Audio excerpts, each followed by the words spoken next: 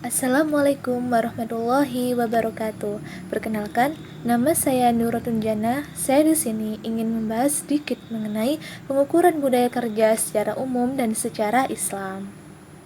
Sebelum kita membahas mengenai pengukuran budaya kerja, di sini saya akan sedikit membahas mengenai pengertian budaya kerja. Budaya organisasi seringkali disebut sebagai budaya perusahaan. Lah, budaya perusahaan juga disebut sebagai budaya kerja. Menurut standar dalam Hakim N. Hadipopo 2015, budaya atau culture merupakan gabungan dari asumsi, tingkah laku, cerita, mitos, metafora, dan berbagai ide lain yang menjadi satu dengan tujuan untuk menentukan apa arti menjadi anggota masyarakat tertentu.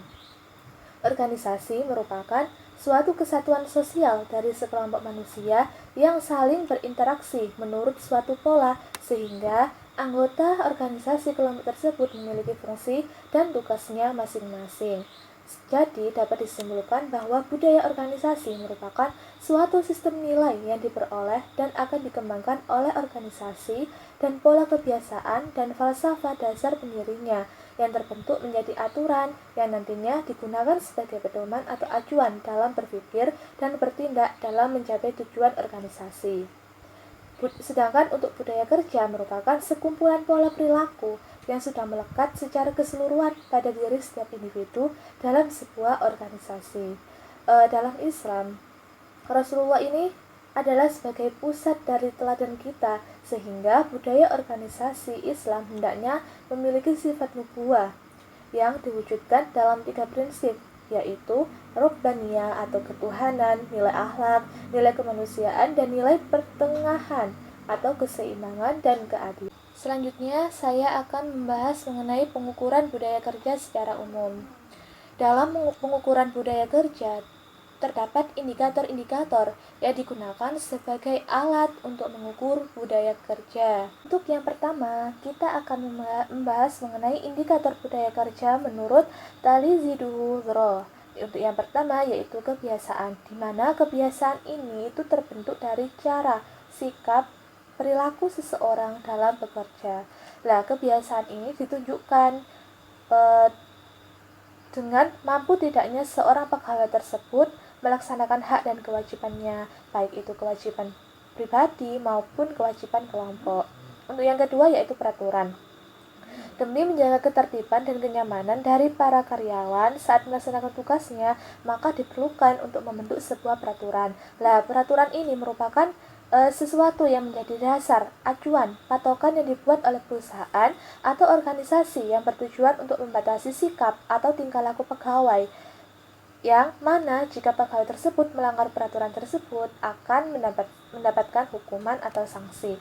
Untuk yang terakhir yaitu nilai-nilai, di mana nilai-nilai ini dapat diartikan sebagai suatu penghayatan seseorang tentang apa yang lebih penting atau kurang penting, tentang apa yang lebih baik ataupun kurang baik, dan tentang apa yang lebih benar ataupun kurang benar. Selanjutnya, saya akan membahas mengenai indikator menurut Bukdanala dalam Susetyo 2014. Untuk yang pertama yaitu peraturan, di mana peraturan itu harus dilaksanakan oleh semua pihak tanpa pandang bulu, baik itu dari atasan maupun dari bawahan, semuanya wajib untuk mentaati peraturan. Untuk yang kedua yaitu jarak dengan atasan. Semua karyawan bebas mengemukakan ide-ide mereka atau pendapat mereka kepada atasannya walaupun itu berbeda. Jadi karyawan itu berhak boleh menyampaikan pendapatnya walaupun itu berbeda dengan atasannya. Untuk yang ketiga yaitu kepercayaan, di mana kepercayaan ini tidak ada hal yang ditutup-tutupi terkait masalah kerjaan yang dilakukannya. Untuk yang ketiga yaitu profesionalisme. Dalam menjalankan sebuah pekerjaan haruslah dengan maksimal sehingga nantinya akan menumbuhkan atau akan meningkatkan kualitas dari diri kita. Untuk yang terakhir yaitu integrasi.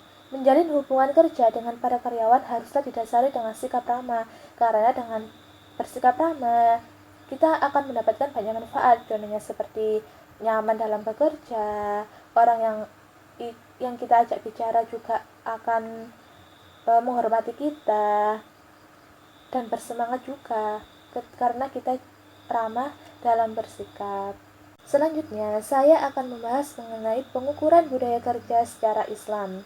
Seperti dicontohkan tadi, bahwasanya Nabi Muhammad atau Rasulullah itu sebagai suri tauladan kita untuk dalam bersikap, dalam berbuat, dalam hal apapun. Dalam pengukuran budaya kerja secara Islam ini terdapat 5 indikator, biasanya disebut dengan sifat, yaitu sidik, istiqomah, fatona, amanah, dan juga tabligh. Untuk selanjutnya, saya di sini akan membahas satu persatu indikator pengukuran budaya kerja secara Islam.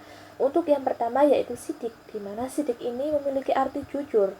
Ciri-ciri sidik yaitu selalu teguh dan tegar terhadap apa yang dicita-citakan, tidak ragu dalam menjalankan jihad, baik itu dari harta maupun jiwanya, mempunyai keimanan kepada Allah dan juga Rasulullah, dan dia itu selalu berinfak, bersedekah seperti itu, mempunyai komitmen yang kuat dengan dalam Islam.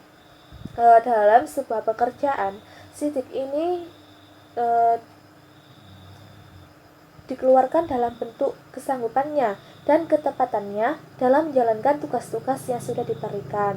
Untuk yang kedua yaitu istiqomah, di mana istiqomah ini nilai-nilai yang dijadikan tolak ukur istiqomah yaitu memegang teguh komitmen, memiliki sikap optimis, pantang menyerah, sabar, dan juga percaya diri. Dalam hal pekerjaan, istiqomah ini memiliki pendirian yang teguh dan juga konsisten serta fokus terhadap pekerjaan yang sedang dilaksanakannya. Untuk yang ketiga yaitu fatona. Fatona memiliki arti mengerti, memahami, dan menghayati secara mendalam apa yang terjadi dalam tugas dan kewajibannya, bijaksana, kreatif, dan juga inovatif.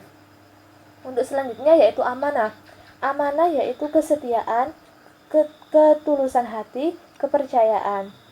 Amanah ini dalam hal pekerjaan ditunjukkan dalam keterbukaan atau transparansi, kejujuran, pelayanan yang optimal, dan juga ihsan, berbuat yang baik dalam segala hal. Untuk yang terakhir yaitu tabligh, di mana tabligh ini sikap yang terbuka, membimbing, visioner, komunikatif, dan memberdayakan. Cukup sekian presentasi yang dapat saya sampaikan. Kurang lebihnya saya mohon maaf. Bila ada yang kurang jelas, boleh ditanyakan. Wassalamualaikum warahmatullahi wabarakatuh.